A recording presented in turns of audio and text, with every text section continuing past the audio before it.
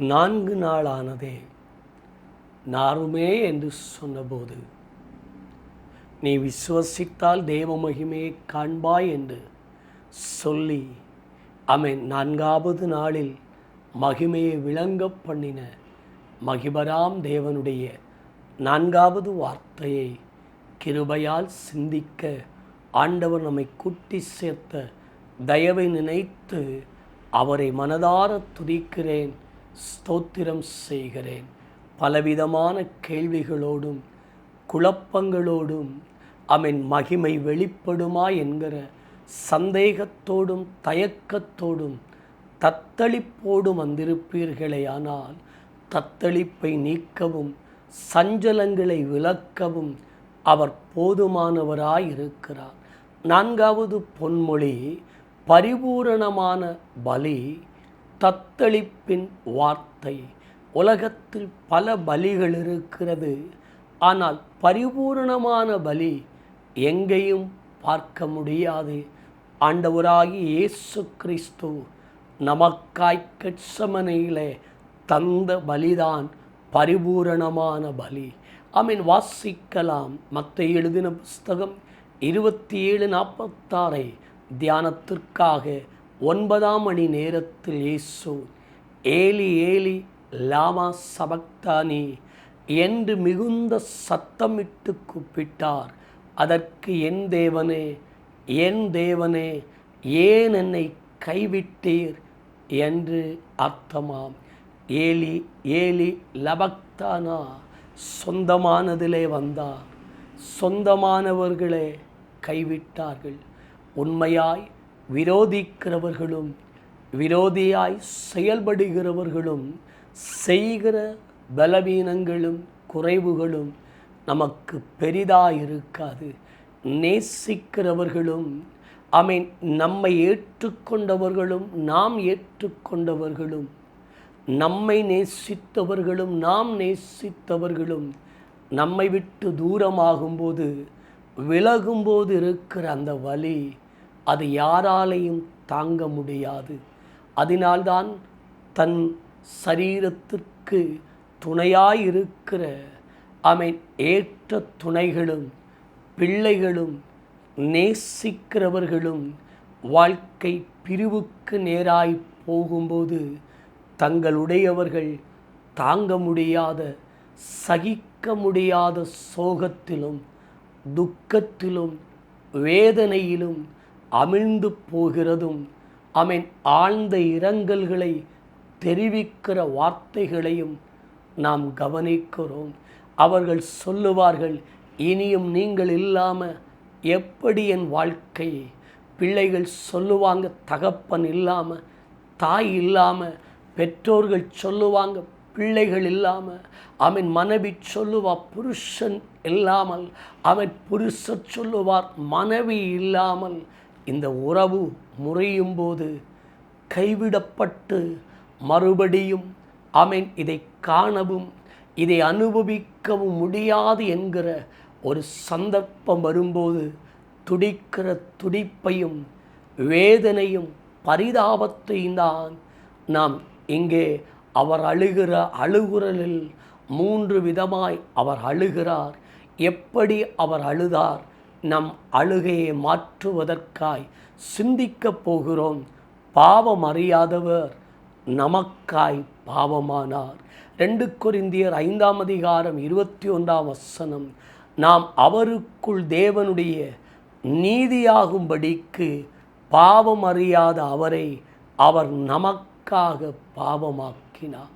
அப்போ பாவம் அறியாத ஒருவர், பாவமான அந்த அனுபவம், அந்த வேதனை, நாம் ஒரு குற்றம் செய்யாமல் இருந்தால் குற்றம் செய்தோம் என்று நம்முடையவர்கள் நம்மேல் பழி சுமத்தும் போது அதை தாங்க முடியாமலும் சகிக்க முடியாமலும் நாம் இருக்கிற வேதனை துக்கம், இவ்வனமா என்னை பேசினார்களே, ஏசினார்களே, என் முகத்தை பார்த்து சொன்னார்களே என்று நாம் புலம்புவோம், குழம்புவோம்.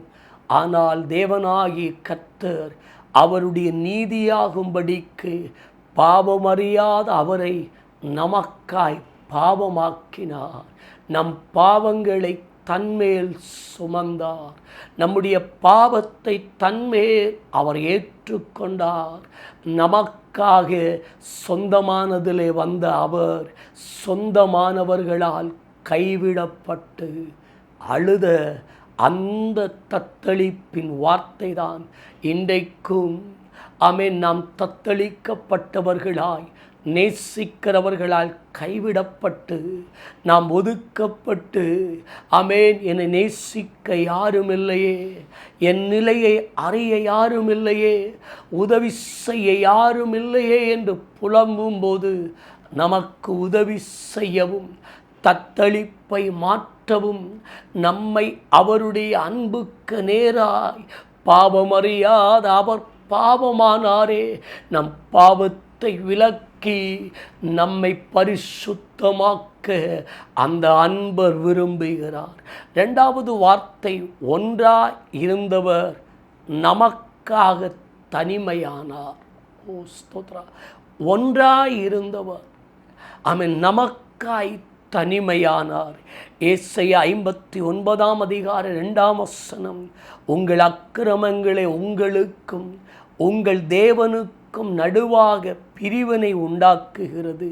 உங்கள் பாவங்களை அவர் உங்களுக்கு செவி கொடுக்காதபடிக்கு அவருடைய முகத்தை உங்களுக்கு மறைக்கிறது என்று. அப்படியாய் ஒன்றாய் நட்பாய் இருந்தவர்கள் பிரிந்து இருக்கும்போது இவர்களை கேட்கும்போது சொல்லுவார்கள், நாங்கள் ஒன்றாய் இருக்கும்போது இவ்வண்ணமாயிருந்தோம். எங்களுக்குள் இப்படி அனுபவங்கள் இருந்தது.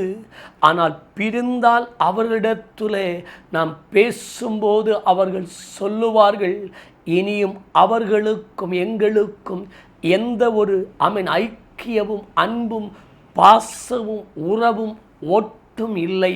அவர்களை குறித்து எங்களோடு பேச வேண்டாம் என்று.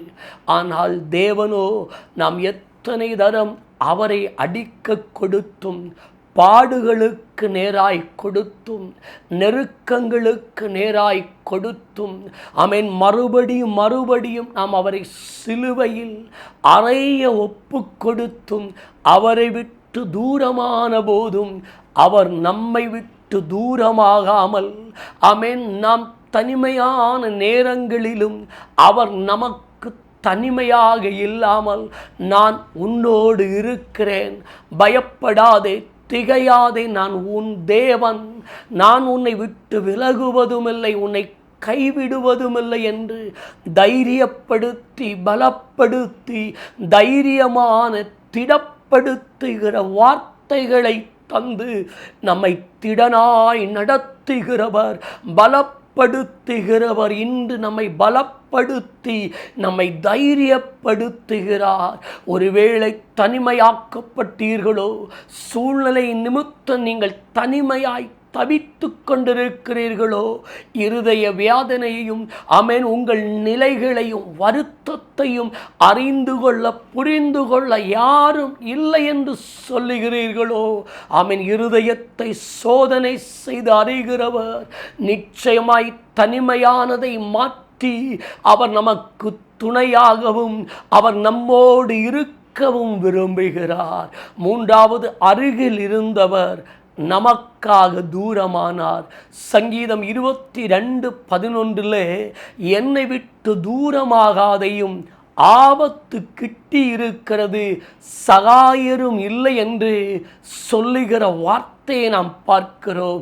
இப்படி தூரமாய் இருக்கிறோம், ஆபத்து கிட்டி இருக்கிறது, சகாயர் இல்லை என்று சொல்லி நாம் நினைக்கிறோமானால், நம்முடைய சகாயர் அனுகூலமான தேவன்.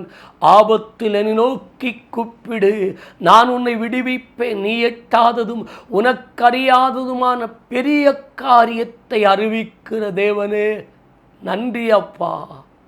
ஆபத்தான நேரத்திலிருந்து உடைய பிள்ளைகள் கூப்பிடுகிறாங்க. அழுகுரலை கேளுங்க, ஆபத்தை விலக்குங்க, தூரமாயிருக்கிற அனுபவத்தை நீக்கி சகாயராயிருந்து பிள்ளைகளின் தத்தளிப்பின் அனுபவத்தை நீக்கி, ஆண்டவரே துணையாயிருந்து செயல்படுங்க. மகிமை தேவனுக்கு. இயேசுவின் நாமத்தில் ஆமென்.